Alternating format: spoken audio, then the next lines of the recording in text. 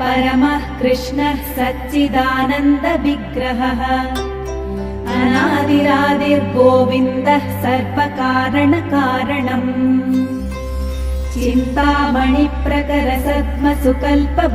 चिन्तामणिप्रकरसद्मसुकल्पवृक्षलक्षावृतेषु सुरभीरभिपालयन्तम् लक्ष्मीसहस्रशतसम्भ्रमसेव्यमानम् गोविन्दमादिपुरुषम् तमहं भजामि वेणुं क्वणन्तमरविन्ददलायताक्षं बर्हावतं समसिताम्बुदसुन्दराङ्गम् कन्दर्पकोटिकमनीयविशेषशोभम् गोविन्दमादिपुरुषं तमहं भजामि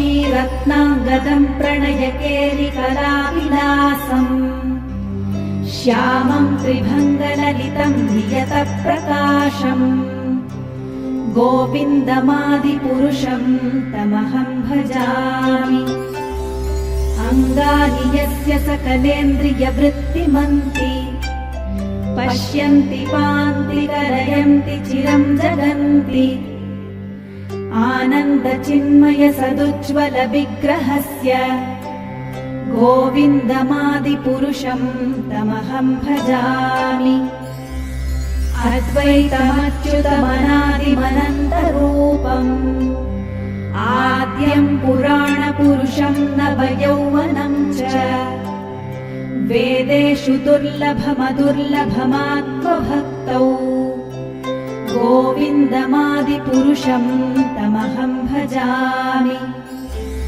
पन्थास्तु कोटिशतवत्सरसम्प्रगम्यो वायोरथापि मनसो मुनिपुङ्गवानाम् सोऽप्यस्ति यत्प्रपदसीम्यविचिन्त्य तत्त्वे गोविन्दमादिपुरुषं तमहं भजामि एकोऽप्यसौ रचयितुं जगदण्डकोटिम् यच्छक्तिरस्ति जगदण्डचयाय दन्तः अण्डान्तरस्थपरमाणुचयान्तरस्थम् गोविन्दमादिपुरुषं तमहं भजामि यद्भावभावितधियो मनुजास्तथैव सम्प्राप्य रूपमहिमासनयानभूषाः सूक्तैर्यमेव निगमप्रथितैस्तुवन्ति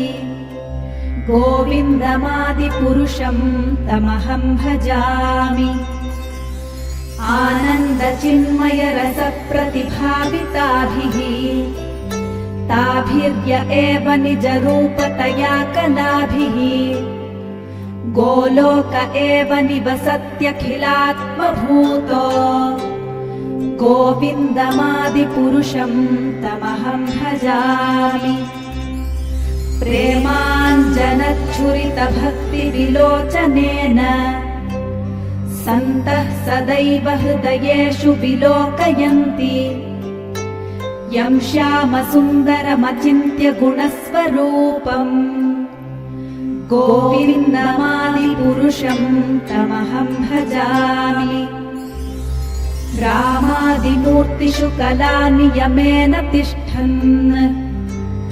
नानावतारमकरोद्भुवनेषु किन्तु कृष्णः स्वयं समभवत्परमः पुमान्यो गोविन्दमादिपुरुषं तमहं भजामि यस्य प्रभा प्रभवतो जगदण्डकोटिकोटिष्वशेषवसुधादिविभूतिभिन्नम् तद्ब्रह्मनिष्कलमनन्तमशेषभूतम् गोविन्दमादिपुरुषं तमहं भजामि माया हि यस्य जगदण्डशतानि सूते त्रैगुण्यतद्विषयवेदवितायमाना सत्त्वावलम्बि परसत्त्वं विशुद्धसत्त्वम् गोविन्दमादिपुरुषं तमहं भजामि आनन्दचिन्मयरसात्मतया मनःसु यः प्राणिनाम् प्रतिफलम् स्मरतामुपेत्य लीलायितेन भुवनानि जयत्यजस्रम् गोविन्दमादिपुरुषम् तमहम् भजामि। गोलोकनाम्नि निजधाम्नि तले च तस्य देवी महेश हरिधामसुतेषु तेषु ते ते प्रभावनिचया विहिताश्च येन गोविन्दमादिपुरुषम् तमहम् भजामि। सृष्टिस्थितिप्रलयसाधनशक्तिरेका छायेव यस्य भुवनानि बिभर्ति दुर्गा इच्छानुरूपमपि यस्य च चेष्टते सा गोविन्दमादिपुरुषम् तमहम् भजामि। क्षीरम् यथा दधिविकारविशेषयोगात् सञ्जायते न हि ततः पृथगस्ति हेतोः यः शम्भुतामपि तथा समुपैति कार्यात् गोविन्दमादिपुरुषम् तमहम् भजामि। दीपाचिरेव हि दशान्तरमभ्युपेत्य दीपायते विवृतहेतुसमानधर्मा यस्तादृगेव हि च विष्णुतया विभाति गोविन्दमादिपुरुषम् तमहम् भजामि। यः कारणार्णवजले भजति स्म योगनिद्रामनन्तजगदण्डसरोमकूपः आधारशक्तिमवलम्ब्य परां स्वमूर्तिम् गोविन्दमादिपुरुषम् तमहम् भजामि। यस्यैकनिश्वसितकालमथावलम्ब्य जीवन्ति लोमविलजा जगदण्डनाथाः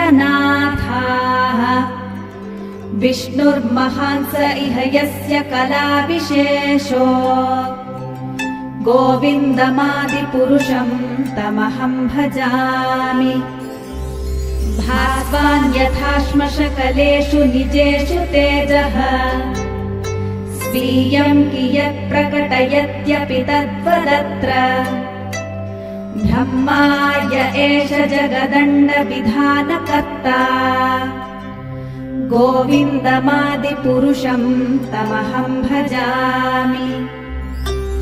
यत्पादपल्लवयुगम् विनिधाय कुम्भद्वन्द्वे प्रणामसमये स गणाधिराजः विघ्नान् विहन्तुमलमस्य जगत्त्रयस्य गोविन्दमादिपुरुषम् तमहम् भजामि। अग्निर्मही गगनमम्बुमरुत्तिशश्च कालस्तथात्ममनसीति जगत्त्रयाणि यस्माद्भवन्ति विभवन्ति विशन्ति यम् च गोविन्दमादिपुरुषम् तमहम् भजामि। यच्चक्षुरेष सविता सकलग्रहाणाम् राजा समस्तसुरमूर्तिरशेषतेजाः यस्याज्ञया भ्रमति संहृतकालचक्रो गोविन्दमादिपुरुषम् तमहम् भजामि। धर्मोऽथ पापनिचयः श्रुतयस्तपांसि ब्रह्मादिकीटपतगावधयश्च जीवाः यद्दत्तमात्रविभवः प्रकटः प्रभावा गोविन्दमादिपुरुषम् तमहम् भजामि। यस्विन्द्रगोपमथवेन्द्रमहोस्वकर्म बन्धानुरूपफलभाजनमातनोति कर्माणि निर्दहति किन्तु च भक्तिभाजाम् गोविन्दमादिपुरुषं तमहं भजामि। यं क्रोधकामसहजप्रणयादिभीतिवात्सल्यमोहगुरुगौरवसेव्यभावैः सञ्चिन्त्य तस्य सदृशीं तनुमापुरेते गोविन्दमादिपुरुषं तमहं भजामि। श्रियः कान्ताः कान्तः परमपुरुषः कल्पतरवो द्रुमा भूमिश्चिन्तामणिगणमयीतोऽयममृतम् कथागानं नाट्यं गमनमपि वंशी प्रियसखी चिदानन्दं ज्योतिः परमपि तदास्वाद्यमपि च स यत्र क्षीराब्धिस्रवति सुरभीभ्यश्च सुमहान् निमेषार्धाख्यो वा व्रजति न हि यत्रापि समयः भजे श्वेतद्वीपं तमहमिह गोलोकमिति यम् विदन्तस्ते सन्तः क्षितिविरलचाराः कतिपये हरे कृष्ण कृष्ण कृष्ण हरे हरे हरे राम हरे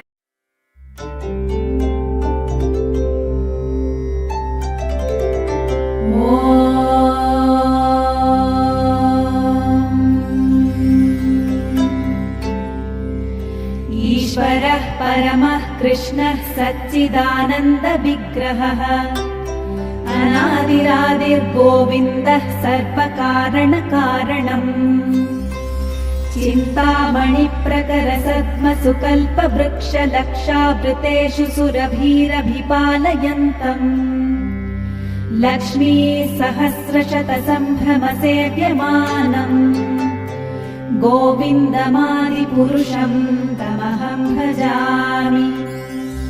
वेणुं क्वणन्तमरविन्ददलायताक्षं बर्हावतं समसिताम्बुदसुन्दराङ्गम् कन्दर्पकोटिकमनीयविशेषशोभम् गोविन्दमादिपुरुषं तमहं भजामि। आलोलचन्द्रकलसर्पणमाल्यवंशीरत्नाङ्गदं प्रणयकेलिकलाविलासम् श्यामं त्रिभङ्गललितं नियतप्रकाशम् गोविन्दमादिपुरुषं तमहं भजामि। अङ्गानि यस्य सकलेन्द्रियवृत्तिमन्ति पश्यन्ति पान्ति कलयन्ति चिरं जगन्ति आनन्दचिन्मयसदुज्ज्वलविग्रहस्य गोविन्दमादिपुरुषं तमहं भजामि। अद्वैतमच्युतमनादिमनन्तरूपम् आद्यं पुराणपुरुषं नवयौवनं च वेदेषु दुर्लभमदुर्लभमात्मभक्तौ गोविन्दमादिपुरुषं तमहं भजामि। पन्थास्तु कोटिशतवत्सरसम्प्रगम्यो वायोरथापि मनसो मुनिपुङ्गवानाम् सोऽप्यस्ति यत्प्रपदसीम्यविचिन्त्य तत्त्वे गोविन्दमादिपुरुषं तमहं भजामि।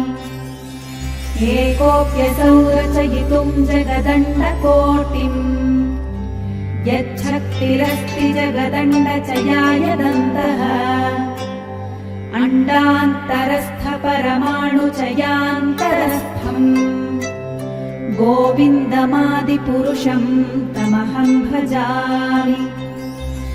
यद्भावभावितधियो मनुजास्तथैव सम्प्राप्य रूपमहिमासनयानभूषाः सूक्तैर्यमेव निगमप्रथितैस्तुवन्ति गोविन्दमादिपुरुषं तमहं भजामि। आनन्दचिन्मयरसप्रतिभाविताभिः ताभिर्य एव निजरूपतया कलाभिः गोलोक एव निवसत्यखिलात्मभूतो गोविन्दमादिपुरुषं तमहं भजामि। प्रेमाञ्जनच्छुरितभक्तिविलोचनेन सन्तः सदैव हृदयेषु विलोकयन्ति यं श्यामसुन्दरमचिन्त्य गुणस्वरूपम् गोविन्दमादिपुरुषं तमहं भजामि। रामादिमूर्तिषु कलानियमेन तिष्ठन् नानावतारमकरोद्भुवनेषु किन्तु कृष्णः स्वयं समभवत्परमः पुमान्यो गोविन्दमादिपुरुषं तमहं भजामि। यस्य प्रभा प्रभवतो जगदण्डकोटिकोटिष्वशेषवसुधादिविभूतिभिन्नम् तद्ब्रह्मनिष्कलमनन्तमशेषभूतम् गोविन्दमादिपुरुषं तमहं भजामि। माया हि यस्य जगदण्डशतानि सूते त्रैगुण्यतद्विषयवेदवितायमाना सत्त्वावलम्बि परसत्त्वं विशुद्धसत्त्वम् गोविन्दमादिपुरुषं तमहं भजामि। आनन्दचिन्मयरसात्मतया मनःसु यः प्राणिनां प्रतिफलं स्मरतामुपेत्य लीलायितेन भुवनानि जयत्यजस्रम् गोविन्दमादिपुरुषं तमहं भजामि।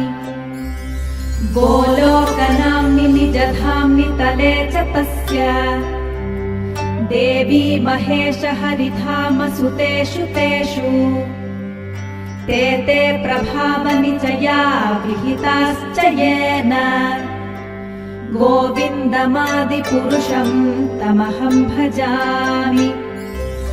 सृष्टिस्थितिप्रलयसाधनशक्तिरेका छायेव यस्य भुवनानि बिभर्ति दुर्गा इच्छानुरूपमपि यस्य च चेष्टते सा गोविन्दमादिपुरुषं तमहं भजामि। क्षीरं यथा दधिविकारविशेषयोगात् सञ्जायते न हि ततः पृथगस्ति हेतोः यः शम्भुतामपि तथा समुपैति कार्यात् गोविन्दमादिपुरुषं तमहं भजामि। दीपाचिरेव हि दशान्तरमभ्युपेत्य दीपायते विवृतहेतुसमानधर्मा यस्तादृगेव हि च विष्णुतया विभाति गोविन्दमादिपुरुषं तमहं भजामि। यः कारणार्णवजले भजति स्म योगनिद्रामनन्तजगदण्डसरोमकूपः आधारशक्तिमवलम्ब्य परां स्वमूर्तिम् गोविन्दमादिपुरुषं तमहं भजामि। यस्यैकनिश्वसितकालमथावलम्ब्य जीवन्ति लोमविलजा जगदण्डनाथाः विष्णुर्महान् स इह यस्य कलाविशेषो गोविन्दमादिपुरुषं तमहं भजामि। भास्वान् यथा श्मशकलेषु निजेषु तेजः स्वीयं कियत् प्रकटयत्यपि तद्वदत्र ब्रह्माय एष जगदण्डविधानकर्ता गोविन्दमादिपुरुषं तमहं भजामि। यत्पादपल्लवयुगम् विनिधाय कुम्भद्वन्द्वे प्रणामसमये स गणाधिराजः विघ्नान् विहन्तुमलमस्य जगत्त्रयस्य गोविन्दमादिपुरुषम् तमहम् भजामि। अग्निर्मही गगनमम्बुमरुत्तिशश्च कालस्तथात्ममनसीति जगत्त्रयाणि यस्माद्भवन्ति विभवन्ति विशन्ति यम् च गोविन्दमादिपुरुषम् तमहम् भजामि। यच्चक्षुरेष सविता सकलग्रहाणाम् राजा समस्तसुरमूर्तिरशेषतेजाः यस्याज्ञया भ्रमति संहृतकालचक्रो गोविन्दमादिपुरुषम् तमहम् भजामि। धर्मोऽथ पापनिचयः श्रुतयस्तपांसि ब्रह्मादिकीटपतगावधयश्च जीवाः यद्दत्तमात्रविभवः प्रकटः प्रभावा गोविन्दमादिपुरुषम् तमहम् भजामि। यस्मिन्द्रगोपमथवेन्द्रमहोस्वकर्म बन्धानुरूपफलभाजनमातनोति कर्माणि निर्दहति किन्तु च भक्तिभाजाम् गोविन्दमादिपुरुषम् तमहम् भजामि। यम् क्रोधकामसहजप्रणयादिभीतिवात्सल्यमोहगुरुगौरवसेव्यभावैः सञ्चिन्त्य तस्य सदृशीम् तनुमापुरेते गोविन्दमादिपुरुषम् तमहम् भजामि। श्रियः कान्ताः कान्तः परमपुरुषः कल्पतरवो द्रुमा भूमिश्चिन्तामणिगणमयीतोऽयममृतम् कथागानम् नाट्यम् गमनमपि वंशी प्रियसखी चिदानन्दम् ज्योतिः परमपितलास्वाद्यमपि च स यत्र क्षीराब्धिः स्रवति सुरभीभ्यश्च सुमहान् निमेषाद्धाख्यो वा व्रजति न हि यत्रापि समयः भजे श्वेतद्वीपम् तमहमिह गोलोकमिति यम् विदन्तस्ते सन्तः क्षितिविरलचाराः कतिपये हरे कृष्ण कृष्ण कृष्ण हरे हरे हरे राम राम राम हरे हरे।